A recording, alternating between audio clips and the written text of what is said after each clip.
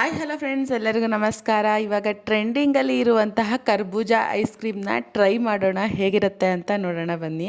Mixie ಜಾರಿಗೆ ನಿಮಗೆ ಬೇಕಾಗಿರುವಂತಹ ಡ್ರೈ ಫ್ರೂಟ್ಸ್ ಎಲ್ಲವನ್ನು ಹಾಕಿ ತರಿತರಿಯಾಗಿ ಇದನ್ನು ಪೌಡ್ರು ಮಾಡ್ಕೊಳ್ಳಿ. ನಾನಿಲ್ಲಿ ಅರ್ಧ ಲೀಟ್ರು ಹಾಲನ್ನ ಕುದಿಯೋದಕ್ಕೆ ಇಟ್ಟಿದ್ದೀನಿ. ನಂತರದಲ್ಲಿ ಪುಡಿ ಮಾಡಿರುವಂತಹ ಡ್ರೈ ಫ್ರೂಟ್ಸ್ನ ಹಾಕಿ ಚೆನ್ನಾಗಿ ಮಿಕ್ಸ್ ಮಾಡ್ಕೊಳ್ಳಿ. ಸಣ್ಣುರಿಯಲ್ಲಿ ಇದು ಕುದ್ದು ಕಾಲು ಭಾಗ ಆವಿಯಾಗತ್ತೆ. ನಂತರದಲ್ಲಿ ಇದಕ್ಕೆ ನಿಮಗೆ ಸ್ವೀಟ್ಗೆ ಎಷ್ಟು ಬೇಕೋ ಅಷ್ಟು ಸಕ್ಕರೆನ ನೋಡಿ ಹಾಕ್ಕೊಳ್ಳಿ. ಹಣ್ಣು ಮೊದಲೇ ಸ್ವೀಟಾಗಿರುತ್ತೆ. ನಂತರದಲ್ಲಿ ಹಣ್ಣನ್ನು ನೀಟಾಗಿ ಕಟ್ ಮಾಡ್ಕೋಬೇಕು. ಅಂತ ಅಂದರೆ ಈ ಥರ ಮೇಲ್ಗಡೆ ಕ್ಯಾಪ್ ಒಂದು ಆಗಬೇಕು ಮತ್ತು ಕೆಳಗಡೆ ರೌಂಡಕ್ಕೆ ಒಂದು ಇರಬೇಕು. ಸೊ ಒಳಗಡೆ ಇರುವಂತಹ ಬೀಜ ಎಲ್ಲವನ್ನು ನೀಟಾಗಿ ತೆಗೆದುಬಿಡಬೇಕು. ಪಲ್ಪ್ಗಳೆಲ್ಲ ಹಾಗೆ ಇರಬೇಕು. ಸೊ ಫಸ್ಟು ಬೀಜ ಎಲ್ಲ ನೀಟಾಗಿ ತರ್ಕೊಂಡು ಆಮೇಲೆ ಪಲ್ಪ್ಸ್ನ ನೀಟಾಗಿ ತೆಗೀರಿ. ಒಂದು ಬೀಜನೂ ಇರಬಾರ್ದು, ಸ್ವಲ್ಪ ಸಿಪ್ಪೆನೂ ಸಿಗಬಾರ್ದು, ಯಾಕಂದರೆ ಕಹಿ ಆಗಿಬಿಡುತ್ತೆ. ಹಾಗೆ ಇನ್ನೊಂದು ಟಿಪ್ಸ್ ಏನು ಅಂತ ಅಂದರೆ ಬಿಸಿ ಬಿಸಿ ಹಾಲಿಗೆ ಈ ಜ್ಯೂಸನ್ನ ಸೇರಿಸಬಾರ್ದು, ಅದು ಸಹ ಕಹಿ ಆಗುತ್ತೆ.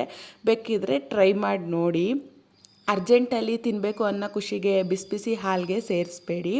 ಸೊ ನಂತರದಲ್ಲಿ ಈ ಕರ್ಬೂಜದ ಪಲ್ಪ್ಸ್ಗಳೆಲ್ಲನೂ ಮಿಕ್ಸಿ ಜಾರ್ಗೆ ಹಾಕಿ ಏನು ನೀರನ್ನು ಹಾಲನ್ನು ಬಳಸದೆ ಗಟ್ಟಿಯಾಗಿ ಈ ರೀತಿ ಪ್ಯೂರಿ ಮಾಡ್ಕೊಳ್ಳಿ. ನಂತರ ಕುದ್ದು ಚೆನ್ನಾಗಿ ಹಾರಿರುವಂತಹ ಹಾಲಿಗೆ ಡ್ರೈ ಫ್ರೂಟ್ಸ್ ಹಾಕಿರ್ತೀವಲ್ವ, ಸೊ ಇವಾಗ ಕರ್ಬೂಜ ಹಣ್ಣನ್ನು ಹಾಕಿ ನೀಟಾಗಿ ಮಿಕ್ಸ್ ಮಾಡಿ ಸ್ವಲ್ಪ ಕರ್ಬೂಜ ಹಣ್ಣು ಬಾಯಿಗೆ ಸಿಗಲಿ ಅಂದ್ಬಿಟ್ಟು ಪೀಸ್ ಹಾಕ್ಕೊಳ್ಳಿ. ನಂತರದಲ್ಲಿ ಈ ಥರ ರೌಂಡ್ ಮಾಡ್ಕೊಂಡಿರ್ತೀರ ಅಲ್ವಾ, ಸೊ ಕರ್ಬೂಜದ ಹಣ್ಣಿನ ಸಿಪ್ಪೆದು ಅದರೊಳಗಡೆ ಈ ಒಂದು ಫ್ರೂಟನ್ನು ಹಾಕಿ ಫ್ರೀಝರಲ್ಲಿ ಒಂದು 24 ಅವರು ಹಾಗೆ ಬಿಟ್ಬಿಡಬೇಕು. ಬಿಟ್ಟ ನಂತರ ಅದು ಫ್ರೀಝ್ ಆಗಿ ಈ ರೀತಿ ಐಸ್ ಕ್ರೀಮ್ ರೀತಿ ಆಗಿರುತ್ತೆ. ಸೊ ಇದನ್ನು ನಾವು ಯಾವ ಶೇಪಿಗೆ ಬೇಕು ಆ ಶೇಪಿಗೆ ಕಟ್ ಮಾಡ್ಕೊಳ್ಳೋದು. ರೌಂಡ್ ಶೇಪಿಗೆ ಬೇಕಾ, ಕೋನ್ ಶೇಪಿಗೆ ಬೇಕಾ, ಸೊ ಅದು ನಿಮ್ಮ ಇಷ್ಟ. ಸೊ ಸಿಂಪಲ್ಲಾಗಿ ಮಾಡಿದ್ದು ತುಂಬಾ ಚೆನ್ನಾಗಾಗಿತ್ತು. ನಮಗಂತೂ ತುಂಬಾ ಇಷ್ಟ ಆಯಿತು. ಇದನ್ನು ಮೋಲ್ಡ್ಗಳಿಗೂ ಹಾಕಿ ಮಾಡಬಹುದು, ಬಟ್ ಈ ರೀತಿ ಟ್ರೈ ಮಾಡಿದೆ, ತುಂಬಾ ಚೆನ್ನಾಗಿತ್ತು. ಸೊ ನೀವು ಒಂದ್ಸಾರಿ ಟ್ರೈ ಮಾಡಿ, ಟೇಸ್ಟ್ ಮಾಡಿ ಹೇಗಿತ್ತು ಅಂತ ತಿಳಿಸಿ.